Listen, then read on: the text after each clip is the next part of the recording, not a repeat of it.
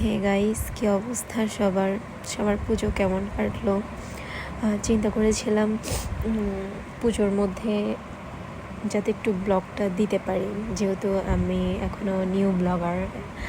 তো সব কিছু বুঝে উঠতে উঠতে একটু দেরি হয়ে যায়, প্লাস পুজোর মধ্যে একটু ব্যস্ততায় দিন কেটেছিল, যার কারণে ব্লগ আর শুরু করতে পারিনি। তবে আমি ভিডিও করে রেখেছিলাম যাতে পরবর্তীতে আমি ভিডিওগুলো তোমাদের সাথে শেয়ার করতে পারি।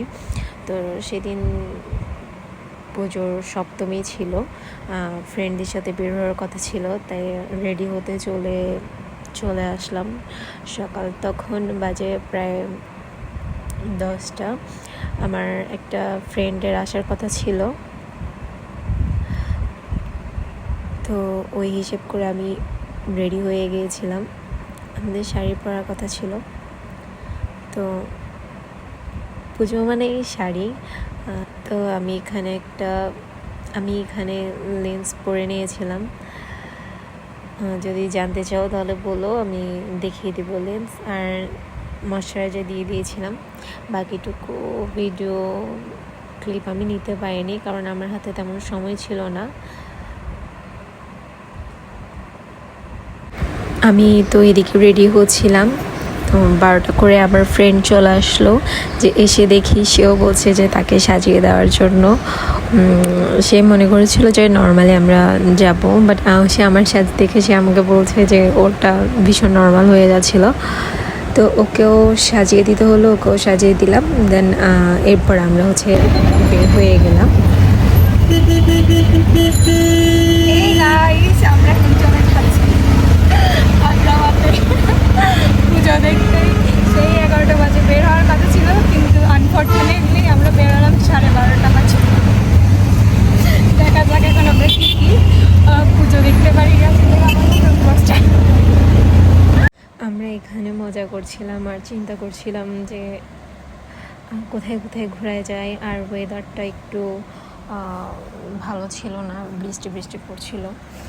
আমরা দুজনের ডিসিশন নিয়েই আগ্রাবাদে চলে এলাম এখানের পুজো দেখতে। এখানের পুজোগুলো খুবই সুন্দর হয়। এবারও গোশালডাঙ্গার কল্পতরুর প্রতিমাটা 10-এর মধ্যে ছিল। এত সুন্দর কাজ, খুবই ভালো লাগছিল দেখতে, খুবই ভালো লাগছিল।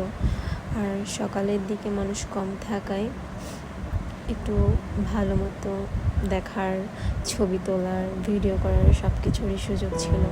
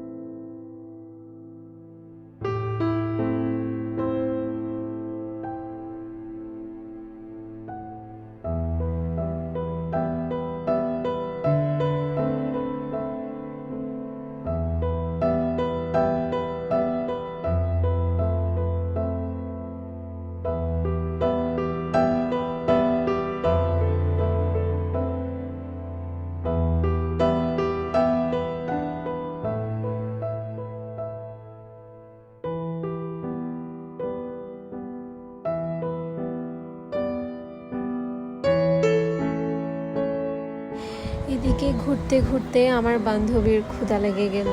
তো সামনে একটা দোকান ছিল, আমরা এখান থেকে কিছু কিনে একটু বসেছিলাম আমরা একটা ফ্রেন্ডসের জন্য। তো সে আসলো, দেন সে সহ আমরা আবার লাঞ্চ করে আবার ঘুরতে বের হয়ে গিয়েছিলাম। আমরা চলে গিয়েছিলাম তখন গোলপাহাড় কালীবাড়িতে গিয়েছিলাম প্রথমেই।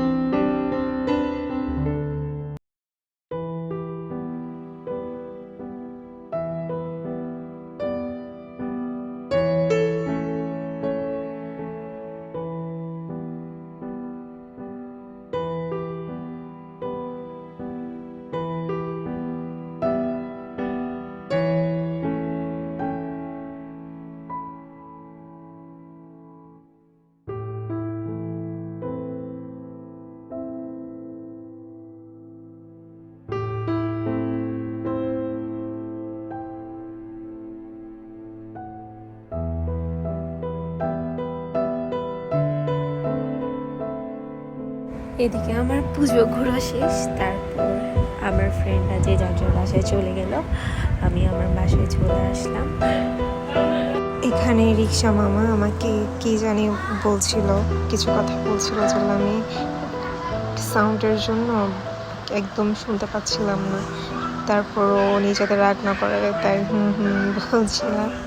তো বলতে বলতে চলে এলাম আমি আমার পাড়ার মধ্যে। দেখো, একটা সময় মনে করতাম ব্লগ করা খুব ইজি, কিন্তু যখন আমি নিচে করতে গেলাম তখন আমি রিয়েলাইজ করছি যে না, ব্লগ করা খুবই টাফ। কারণ এডিট করা, সময় নিয়ে এডিট করা, ওইটা সাজিয়ে কথা বলা, সব কিছু মিলিয়ে খুবই টাফ মনে হলো। যদিও আস্তে আস্তে সব ঠিক হয়ে যাবে। তো যেহেতু এটা আমার প্রথম ব্লগ দেওয়া, আশা করব তোমরা সবাই আমাকে অনেক বেশি সাপোর্ট করবে। তোমাদের সাপোর্ট পেলে আমি ব্লগ করতে আগ্রহী হব। তো সবাই ভালো থাকো, সুস্থ থাকো, আর একটা লাইক কমেন্ট দিয়ে যাও।